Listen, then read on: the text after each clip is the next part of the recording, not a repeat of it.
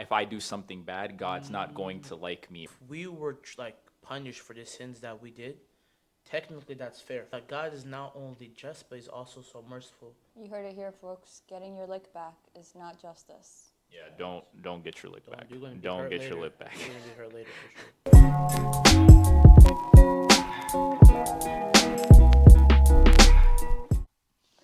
Hey guys, welcome back to the O2. Oh, this is Sam's first time on a podcast. We can tell. Sorry. Hey guys, welcome back to the O2IG podcast. This is the big three. We got Srafil, Sam, and it's me, Red. Labeza isn't here because she has moved. She's been talking about it for a couple of episodes, and it's officially happened. And honestly, her story is a testament of the big three: hope, obedience, and trusting in God, and then, being in His purpose and getting the reward of that. So today, we're talking about justice, and that being a character of God. That was Srafil's sermon on Friday. Not to speak for you, Srafil, but we'll be linking the episode below, so you can watch the sermon. Great sermon, by the way. Yeah, amazing for real, sermon. Great sermon. Glory be to God. Thank you. My first question for you guys is, what makes God trustworthy? Like, when we think of judges, we can elect judges into court. We can place people in positions where they can make decisions for us. But I want to know, like, what makes God a trustworthy God? I feel like to answer this question, I'm going to have to read this psalm for this week's sermon, which was from Psalm 89, verses 14 through 16. So I'm going to start from 15. The foundation of your throne is righteousness and judgment. Mercy and truth shall go before your face. Blessed are the people who know glad shouting. So it pretty much just shows us that God's foundation, or His nature, is justice. But not only justice, but also righteousness. And I feel like the last couple of weeks we've been talking about these different characteristics, starting off with the sovereignty, which is like God's like all control. The second thing we talked about last week was the goodness of God, and this week is the justice of God. And I feel like all those characteristics add up to show us that God's not only all powerful, but He's also all loving, also all just. So these are the things that we see from His nature. So it shows us that God's trustworthy when it comes to being just. Yeah. Is that the one you add to that, Sam? Yeah, I think you did a pretty good job of it. I think the fact that, like, leading up to this week, we were talking about all those different characteristics of God kind of lead us to trusting God in His judgment, and that being kind of, or in terms of how He approaches, like, being providing justice to us, and how He is just in everything that He does. I think also sometimes for us, we have like a warped reality of what justice is, because I think, like, through the secular lens, like, justice is like an eye for an eye, but that isn't necessarily how God operates. And also at the end of the day, I think also we don't realize that, God created everything here, right? If anything, the person who created everything is the person who knows what is right, what is wrong, what is just. And I think, like, we also have to consistently remind ourselves of that. But sometimes, again, because, like, we have our own realities, we have the different things that we go through that may not go the way that we want them to. We may not always believe that God is just. But usually God does a pretty good job of reminding us that, through all the blessings that He provides us in our lives, whether it be the things that we want to go the way we want them to or not. And I think sometimes we don't necessarily realize the blessing in that justice of things not going the way that we want it to go. You know what I mean? And it's usually in hindsight when we do figure that out. I don't know if you had, like, any of those, either of you have had any of those experiences in your lives where there was maybe an instance where you thought something was, like, completely unfair or didn't go your way, but, like, there was, like, a degree of separation, there was time that passed and you realized, wow, that was, like, the best thing that ever happened to me. I don't know if either of you have experienced that before. Yeah.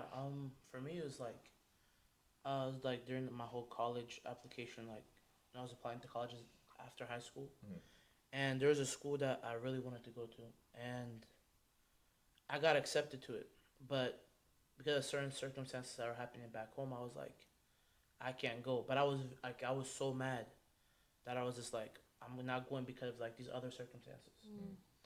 But after a while, some people from the place that were the college that called me, they're like, it's good that you didn't come out here because like these the different reasons that they gave me.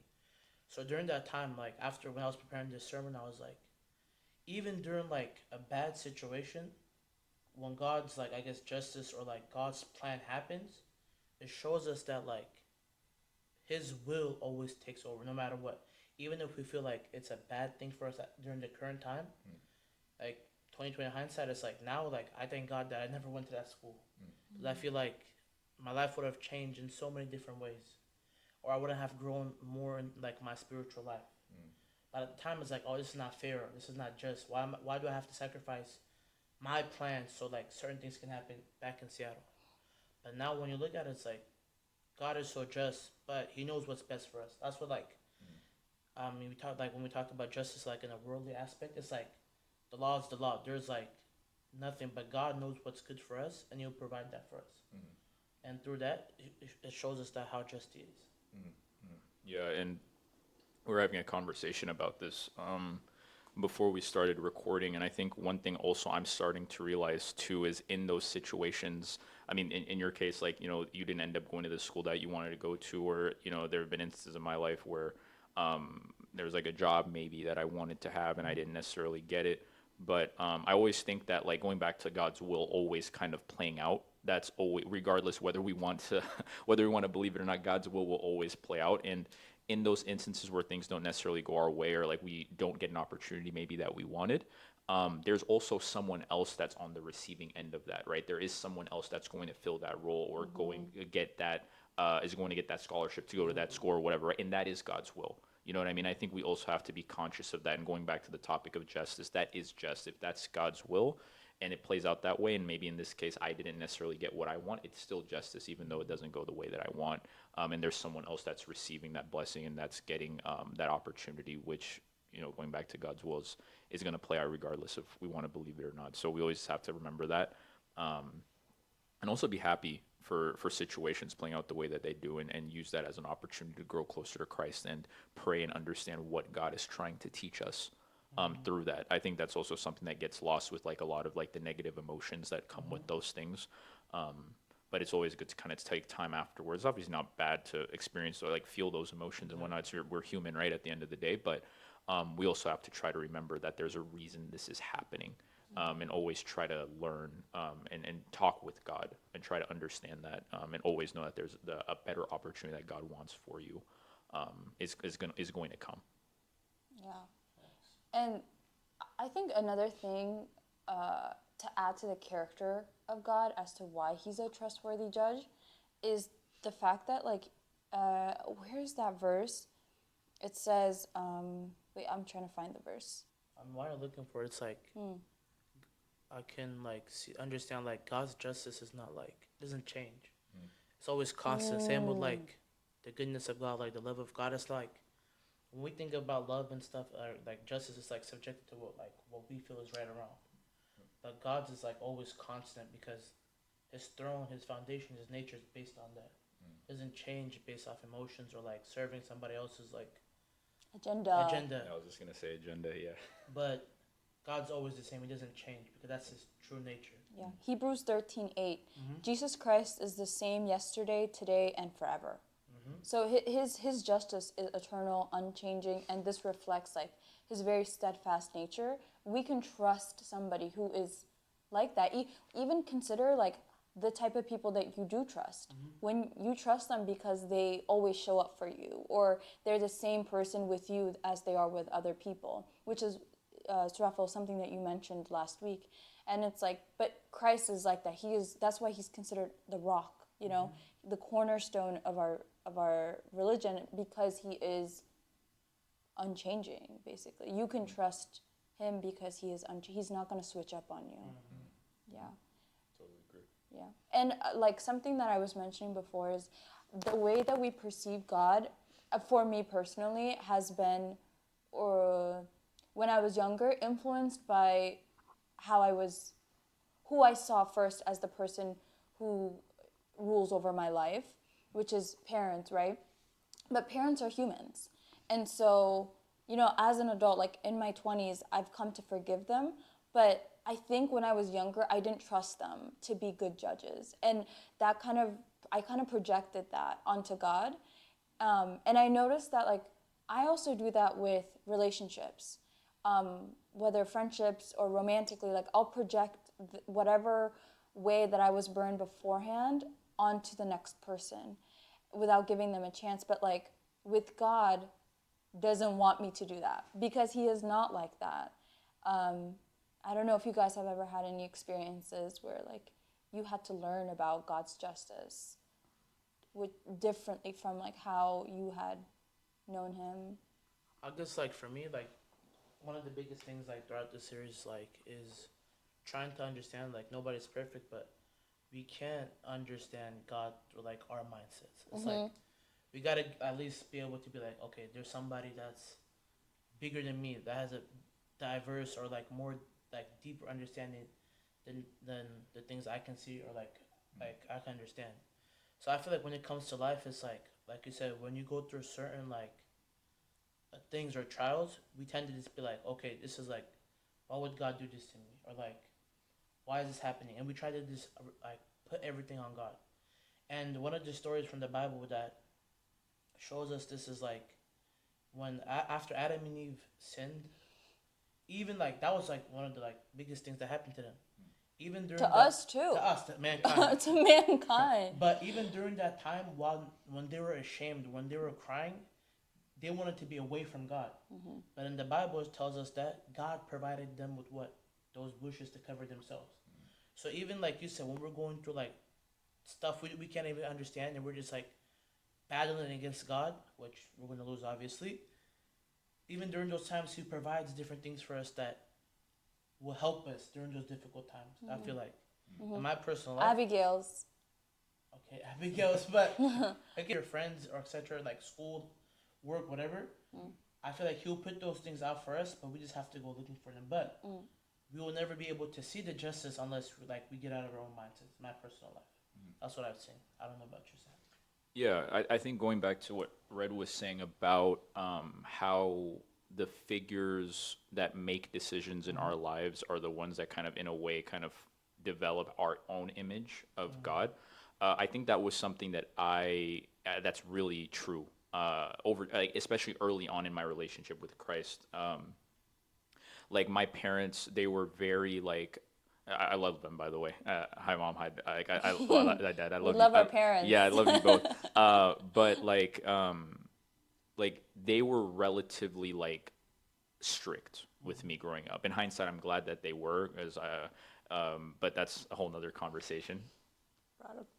Yeah, but anyway, like they were very strict, and so with me in my relationship with God early on, I almost looked at it as a situation of like, if I do something bad, God's not going to like me, or God is going to hate me. You know what I mean? And obviously, we're human. We're always going to sin. You know what I mean? That's like we're just going to always.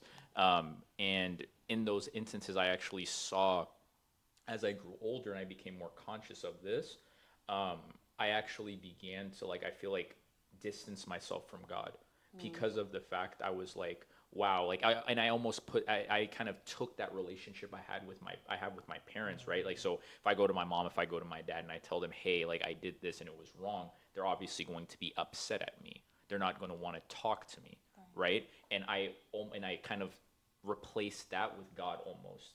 And then when I sin, when I do things wrong, I relate to that so much, by the way. Yeah. I feel like a lot of people do, right?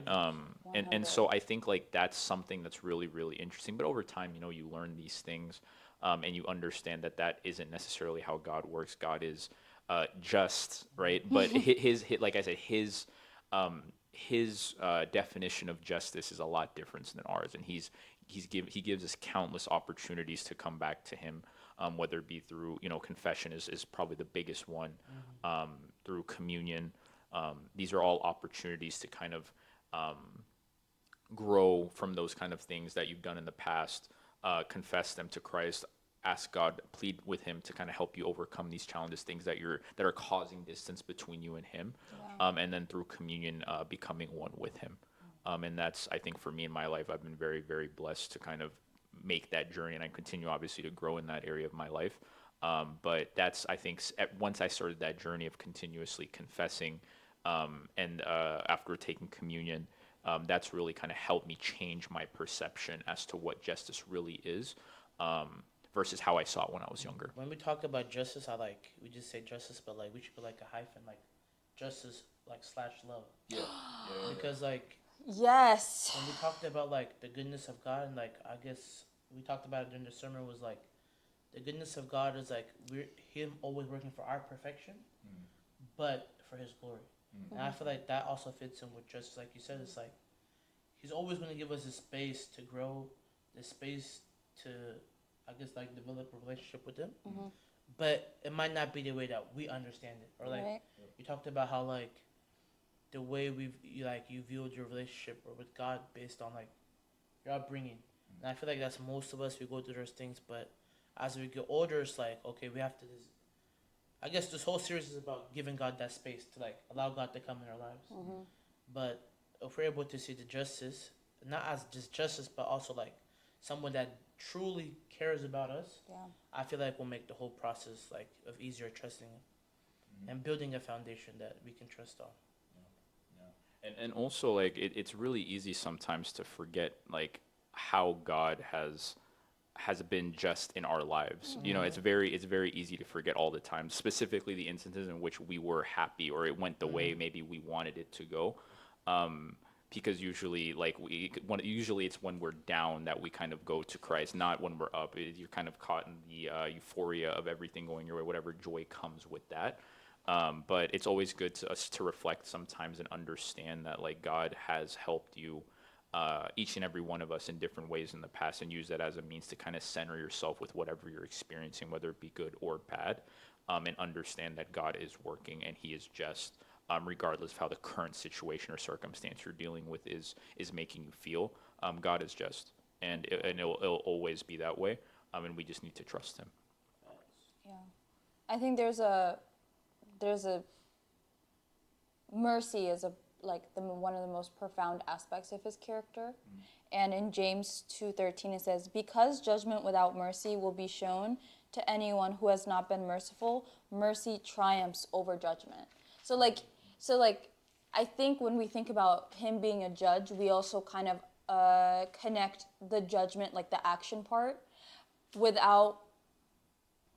but we need to see it without like the actual judgment part, and just focus on the character part, which is mercy, which is that love, you know. And honestly, we got the ultimate gift, which is Christ dying on the cross for us. Like that is the ultimate sign of not only love but also His mercy and justice. Like we didn't deserve that at all. And in a lot of stories, like nobody really got what they actually deserved, because He cares for His people so much, you know. But yeah, I wanted to. It's like to add on to that. It's like if you think of it as like a worldly sense, like if I think I brought up this question even on Friday. It's like if we were like punished for the sins that we did, technically that's fair from a worldly perspective. Like if you do a crime, whether it's robbing, stealing, killing, etc., you have to do the time for it. But this is when like that trust has to come in. It's like God knows better for me than me, and it's just like imagine like we sinned, but God was so just that He had to come and pay the price for sin, because a sin was committed, and you have to be just for that sin. And He's like, I'll take that for you, and also I'm gonna show you guys mercy by dying on the cross, so you can come back with me. So it shows us that God is not only just, but He's also so merciful, loving, and good. So sometimes this requires us to like truly trust in that. And the verse from is from Romans chapter 3, verse 23. It says, for all have sinned and fall short of the glory of God, being justified freely by His grace through the redemption that is in Christ Jesus, whom God set forth as a proportion by His blood through faith to demonstrate his righteousness. And going back to Psalm 89, we see that his foundation is righteousness and justice. So if we just allow him to take that, I feel like our lives would be 10 times easier personally. But I feel like it's a journey to even get to that point. Yeah. So that's the hard part. Yeah, But- no, oh, go ahead, Ray. Oh, I was gonna say, why do you think it's so hard to wait on his on his justice?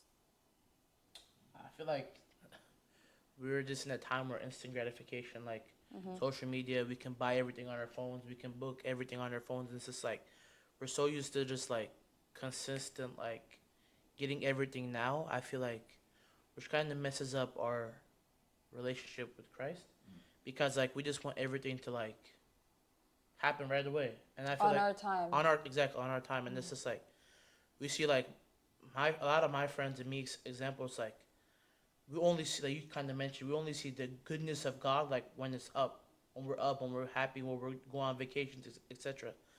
But as we see in Job, like one of the, I forget the exact verse, but it's just like whatever God gives, He takes.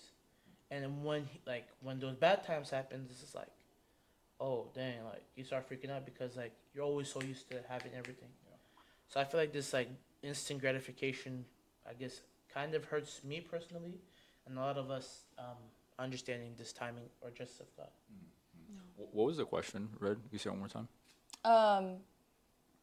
It was like, why is it so hard to wait for God's like justice, like for him, for his justice? To wait, yeah. Yeah. I think Srafo touched on it. I think the instant gratification that we have today is a big part of it. I also think a lot of the time, like we are expected just again in society to kind of like if we don't know something we should go seek that information and like we have to and then equip ourselves with that, like it's like a phone away from acknowledging that. And so in the instance we don't know what's going on, it's hard for us to kind of accept things. I think also part of it is also just lack of faith. I think that's part of it as well. And that goes back to my initial what I was saying earlier about how it's really important sometimes to like when we're going through instances where we don't necessarily understand what's going on or if things aren't going our way and we're really hurt by it, it's important to center ourselves and remember the examples in the past in which God has been there for us and justice has and in the instance in which we've kind of seen that and we've accepted it, we also need to reflect and think, why am I not doing that now? You know what I mean? That's the big thing. Like it's like I said, it's like you were just saying, it's very easy to accept that justice when it's going our way, but I think it's important also to consistently like take time to sit and think and be grateful, honestly, because I think like when you talk about the grace component of it as well, that actually doesn't correlate to how justice in society works now. You know what I mean? And that actually is something that I'm trying to incorporate more in my life, like incorporating what justice from the perspective of God looks like, and that what that is providing opportunity, or it's more of like forgiveness, and in the sense of like, you know, He sent His Son to die for us. And give us an opportunity to take advantage of that and enter the kingdom of heaven. And I think that also comes with how we also view instances where maybe we're being persecuted or someone is doing something negatively to us. And instead of kind of, you know, meeting that with that same type of energy or same type of behavior, giving that individual grace. We had a discussion yesterday or Friday after your sermon, Srafel. And that was one of the things that a lot of the people in my discussion group kind of had trouble doing. It's like when others do things to them that they don't understand or they deem as bad, it's like, why am I not why do I have so much trouble not doing the same thing back? And if I don't, it's like your ego almost feels like they got one up on you. Exactly. You know what I mean? But if you look at the definition of justice with what we're reading now from the perspective of God, we have to meet that with grace. Yeah. You know what I mean? We have to forgive to the best of our abilities.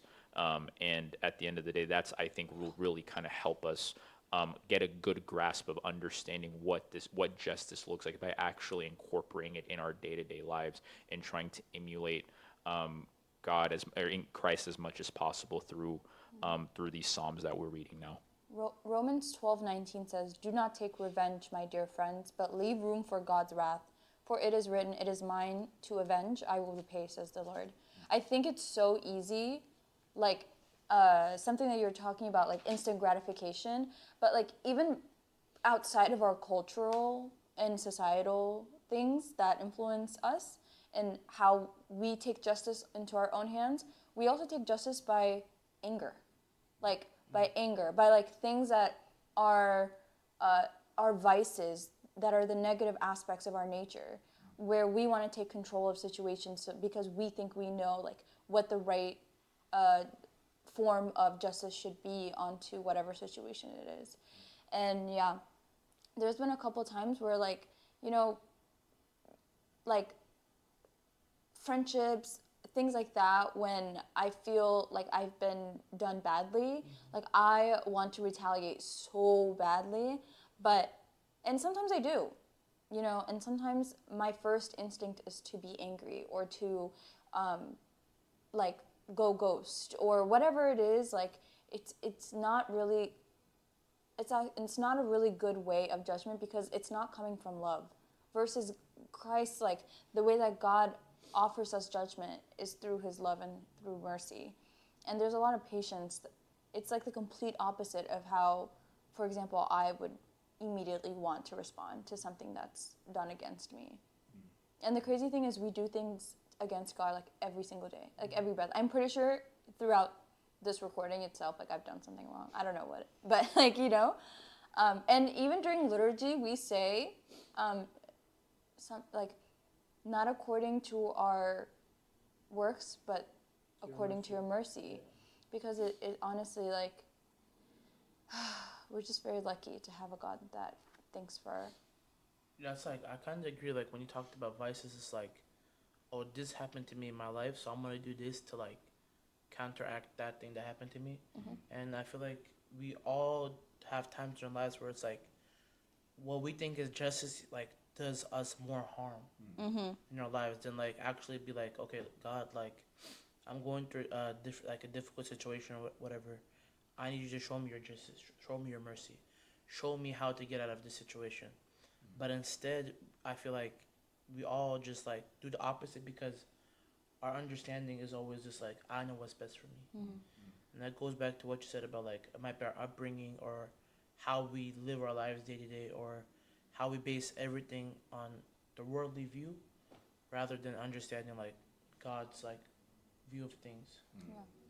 Yeah, and I can add something to that as well. I think I relate to both of you in those situations in which, instances like, you know, when you meet, I think Red, you said like, you know, there's certain reaction that you have where you meet this energy, with the same, like you kind of meet them at the same place that they're at in these certain situations. And there have been a lot of times where I've done the same as well in a lot of different circumstances, and I've always thought that that was justice. You know what I mean?